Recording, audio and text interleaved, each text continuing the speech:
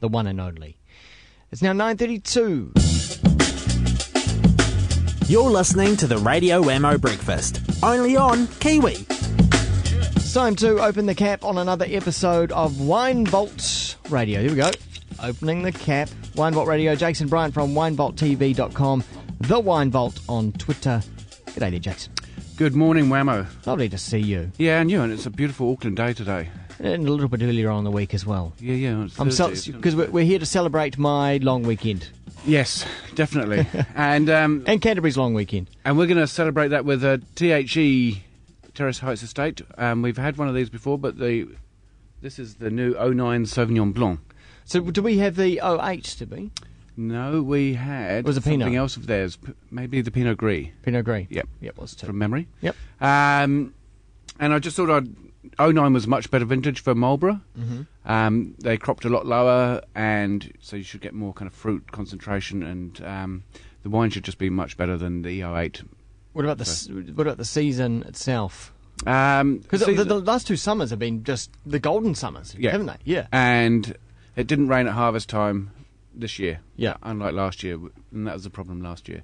Had a beautiful summer, and then it rained just at harvest, and so you got fruit dilution, and kind of it just messes things up because everybody wants to get their fruit into the winery, and there's queues and there's lorries and there's fights and literally there Have you been there at that time? No, but there were reports of fights between truck drivers and kind of harvesters because they wanted to get their fruit into the winery first. It gets that serious and that intense. Yeah. So were there any issues with droughts? Is drought ever an issue? it is. I mean, in 2003 in Europe, there was a massive heat wave and drought, and a lot of the vines just closed up and pretty much shed and died. Killed all their fruit. The fruit for a vine is its reproductive system, right? And so you've got the sugary kind of globule there, and inside are the kind of ovaries of the plant, and so basically they want to attract. That word globule gives me the creeps. But anyway, carry on. They attract birds, and so the birds eat the fruit, and then they take the seeds away. Yeah. And that's what's meant to happen. Yeah, that's but instead we're firing guns at the birds. Yeah, I know. or getting massive cash hawks to take them out. Yeah. Yeah. And so you put your vine under a bit of stress, it brings up more fruit, and then you just green harvest, so you take the fruit away that you don't want. Same with tomatoes. You're supposed to give them a little bit of stress in the beginning just so that they start flowering. Yeah, the tomatoes are exactly the same. Yeah. Yeah. So 09 was just a great year for kind of Marlborough. Yeah. And for a lot of New Zealand, to be quite honest. Well, we should mention, because it's been a big week in the New Zealand wine industry, because it's been a series of awards, is that right? Yeah, the Air New Zealand show has just announced all of their awards. And so, yeah, it's a very big time for the wine industry. I'll just pass you that glass to the... Cheers.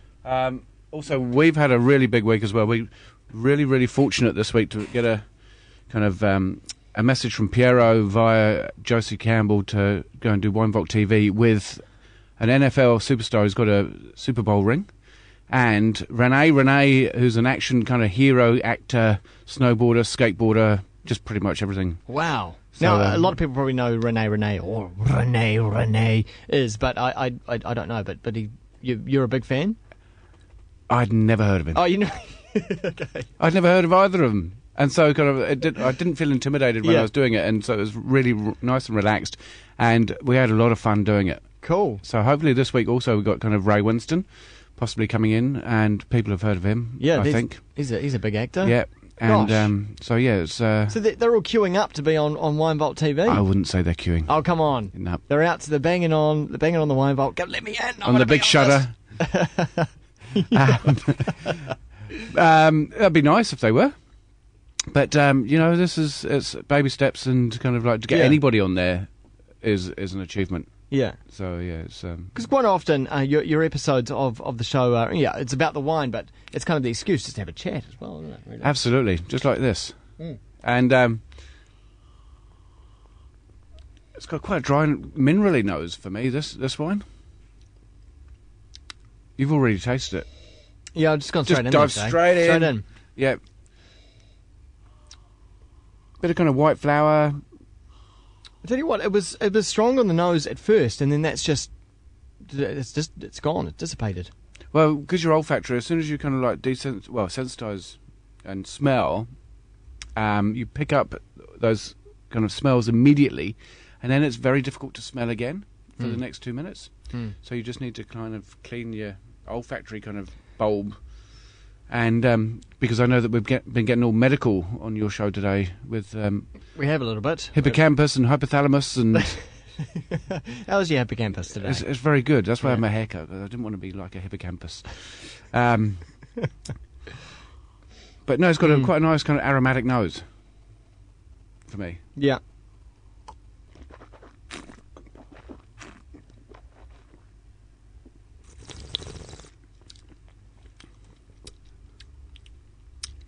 Jeez, I had a bit of kind of grapefruit, orange, kind of lemon character going on. Got the grapefruit? Yeah.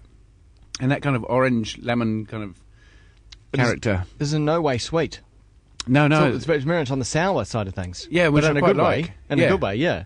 Unlike 08, where they kind of either stop the ferment a bit earlier to leave a bit of residual sugar to cover up and mask, because that's what sugar does, it masks. Also, you don't want your alcohol levels to go way high. Yeah. So you can leave a bit of sugar in there, and it sweetens everybody up. And people like that sweetness. And so they will drink it just drink a lot of it. And but this is dry. This is how Sauvignon is supposed to be. It's supposed to be dry. Dry like the summer that it was grown in. Yeah. Do you like it? I do, actually. It makes a really good change to... this doesn't taste like a classic Marlborough Sav to me. No, the acid is really in check here. I think kind of like you got the fruit and the acid, and they're all in balance. And so for me, even though it is quite dry, this is what's... It's just really quaffable, to be honest. Yeah. And you haven't got that rip-roaring kind of acid that kind of just almost takes the whole chest cavity out. And I find it quite attractive. Where did this... Do you know where this one sat in the awards? I'm not sure that they enter awards. Not everybody enters awards. Okay. It's quite costly for wineries, and if you don't win awards... then it's also bad. Then that's a negative. But if you never try, you never know, do you? Oh, exactly. Exactly. Yeah. It's not the winning, it's the taking part, as my mum used to say. Yeah. So I had a different attitude. Winning isn't everything, it's the only thing. That was my motto at school. We don't hear enough of that in New Zealand. No, we don't. But I think we're going to win this weekend. Well, the All Blacks will. Whilst you're sitting back there, kind of in your armchair in Hamner. I'll be in my own world. Yeah. Quite looking forward to. What should I take to Hamner? Do you think in the way of wine? Yeah. You've got quite a few wineries fairly close by.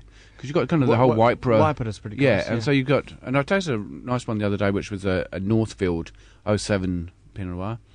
And that was very good. And then you've got, obviously, Pegasus Bay down there. You've got Mountford, Black Estate, Mount Beautiful. They're all around there. So, I mean, for me, Whiteborough is the most exciting wine region in New Zealand right now. Mm.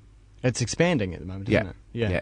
And providing that they still stick together...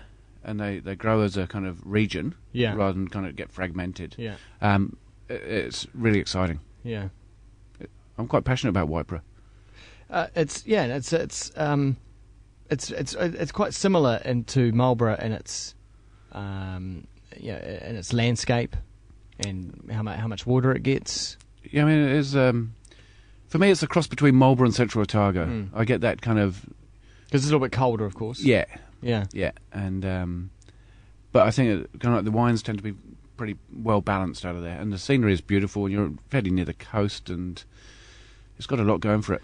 Well known for its Riesling and Pinot Noir. Yeah, but they do make a bit of Sauvignon Blanc as well. So it's quite a diverse kind of climate because you go into the back blocks, and then you get a different kind of climate compared to being close to the sea. So for me, kind of it's all encompassing. Well, I tell you what, I'm really excited about this. T.H.E. What does it stand for again? Terrace Heights Estate. Terrace Heights Estate, 2009. Yeah, we're seeing the 09s. They're just rolling out gradually because there's still quite a lot of 08 wine sitting in people's wineries. So it's a pretty good year for the consumer, really. So and kind of obviously Fiasco have just released their 09 and Cape Campbell and also Curio wines. They're the ones I've tasted so far, and all of the 09 so far that I've tasted have been excellent. Good. Well, that's going to mean good drinking over the next year. Yeah, absolutely. Thanks very much, Jason. Enjoy your holiday. Thank you. And I'll see you next week. Cheers. WineVaultTV.com is where you hear them. That's been another episode of Wine Vault Radio. Time now.